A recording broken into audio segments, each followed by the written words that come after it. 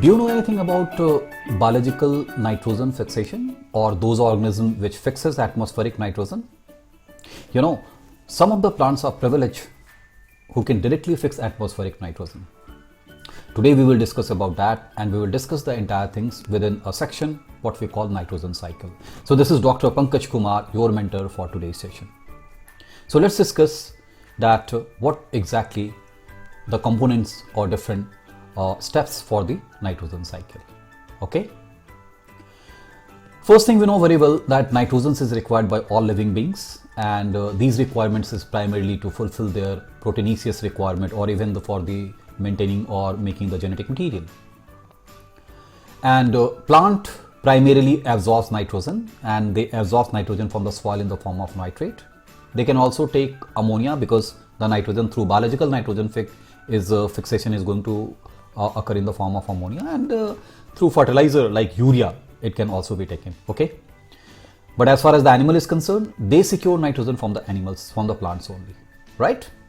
So let's talk about nitrogen cycle. So in nitrogen cycle we can divide into 4 parts. What are they?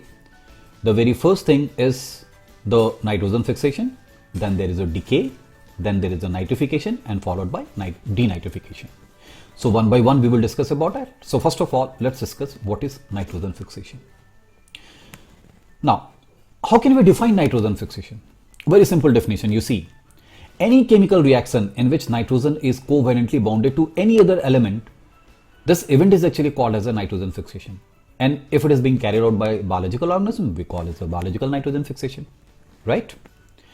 So it may occur in 3 possible ways. What are they?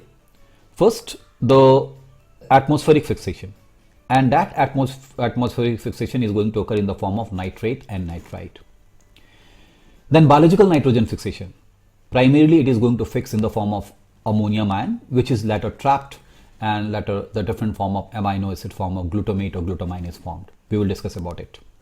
Then industrial fixation, that is going to occur again in the form of ammonium nitrate or urea.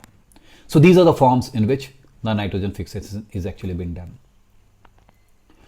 So in biological nitrogen fixation, first of all we will talk about that what are the N2 fixing organisms. So we can divide it into 2 categories, what we call asymbiotic and symbiotic. Asymbiotic or free livings can be aerobic as well as anaerobic. In case of aerobic, the well-known example is of Azotobacter. In case of anaerobic, the well-known example is of Clostridium. But for symbiotic, what we see that well-known is that Rhizobia that forms symbiotic association with the leguminous plants. Then we have nodulated non-legumes as well. Then the leaf nodules that is formed by the Calcilla. And there is one coralloid root. This is again symbiotic association of nostoc in case of cycas. Even Frankia.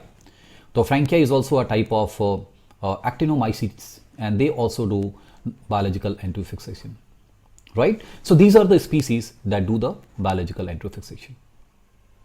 What we will do, we will try to understand the very sequence of events, how the formation of root nodules is going to happen by the leguminous plants, which eventually helps in the very process of nitrogen fixation. Now how nitrogen fixation is actually being carried out? It is being carried out by the Rhizobia, which is a gram-negative aerobic bacteria. So the very first thing is that it induces the curling reaction. You can see in the diagram. So this is the curling reaction. First, it induces the curling reaction of the root. Now this is followed by the penetration. And as a result of penetration, what happens? The infection thread is formed inside it. So that is the infection thread. So the formation of nodule is promoted by cytokinin as well as the auxin. And once the infection thread reaches, then it forms a structure what we call bacteroids, and bacteroids finally form nodule. Now what are these bacteroids? These bacteroids are nothing but they are tetraploid structure. Okay.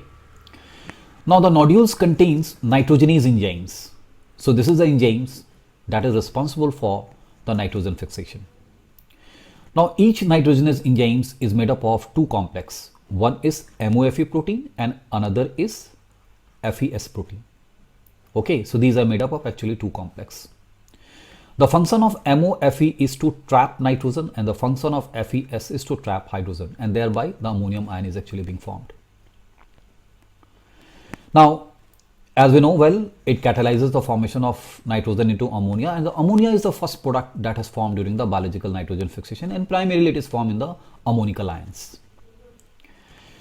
The nitrogenase enzyme is extremely sensitive to temperature, and thereby there is a leg hemoglobin inside the rhizobia, and the function of the leg hemoglobin is that they bind with the oxygen, forming the oxy-leg hemoglobin, and thereby prevent the very oxidation of the nitrogenase enzyme. Okay, so what are the requirements for the nitrogen fixation? First, anaerobic condition. Second, rich source of hydrogen. Third, ATP, because energy is required. So all these three things are required for the fixation of atmospheric nitrogen. Okay. Now, you see, nitrogen fixation is under the control of three genes, and what are they? They are NOD, NIF, and FIX gene cluster. So they are responsible for carrying out the very process of nitrogen fixation, right? Have a look at mechanism. Now, in case of mechanism, what happens? There is a gradual addition of hydrogen to nitrogen. So what we require? We require an active source of hydrogen, and at the same time, we must have a source for the electrons. Okay. So what happens? Pyruvic acid is going to act as an electron donor, and glucose 6-phosphate is going to act as a hydrogen ion donor. Okay. So in the presence of nitrogenase enzymes, there is a sequential attachment, and eventually ammonium ion is going to be formed. Right? So this is how fixation happening. Now, once the fixation happens, you know, the ammonium ion is very toxic, so that need to be trapped. So how the trapping is going to happen? The trapping is going to happen with the help of the alpha ketoglutaric acid. So what happens? First, they bind with the alpha ketoglutaric acid to form glutamic acid. You can see in the here it bind with alpha ketoglutaric acid, and glutamate is going to be formed. Okay, so the first assimilated product, we can say it is a glutamate, right? And this reaction is catalyzed by enzyme called glutamate dehydrogenase. So once glutamate is formed, then by the process called transamination, glutamine is formed, right? And this reaction is actually catalyzed by transaminase. Okay, so there are two types of amides that is formed. One is the glutamine and second is asparagine. So let me tell you that in leguminous plant, it is the asparagine in which the final assimilated product is formed. But in case of any other plant, what happens? That nitrogenous compound is finally assimilated in the form of glutamine. So that is how the assimilation of nitrogen is going to occur within the plants, right? Have a very quick concept recap. So atmospheric nitrogen, fixation in the form of ammonium ion, right? So amino acids formation, that is glutamate, that is the first initial, we can say, product of nitrogen assimilation, and glutamine and asparagine is the final product of nitrogen assimilation. So this is entire things about the nitrogen assimilation. Right now we have just discussed that after biological fixation, what happens? That ammonia ion is formed, and ultimately it is stored in the form of glutamine within the plants. Okay, right. Let's talk about decay. Now, what is decay? Decay is nothing but after death and decay of the organic substances. Actually, what happens? It is enacted upon by some ammonifying bacteria. Okay, so ammonifying bacteria act on them, and as a result, ammonical form of a hydrocarbon is formed. Okay, and the major ammonifying bacteria are Bacillus ramosus, Bacillus vulgaris, and Bacillus mycoides. So these are the major ammonifying bacteria. So after decay, what we see, there is a nitrification. Now what is nitrification? Nitrification is the conversion of ammonical form into nitrate. Okay, and it is carried out by two group of bacteria, what we call Nitrosomonas and Nitrobacter. So Nitrosomonas, what actually it do? It convert ammonium into nitrite, and later on nitrite with the help of Nitrobacter gets converted into nitrate. So finally As a result of nitrification, what we see that ammonium ion finally getting converted into nitrate, right? So have a very quick concept recap.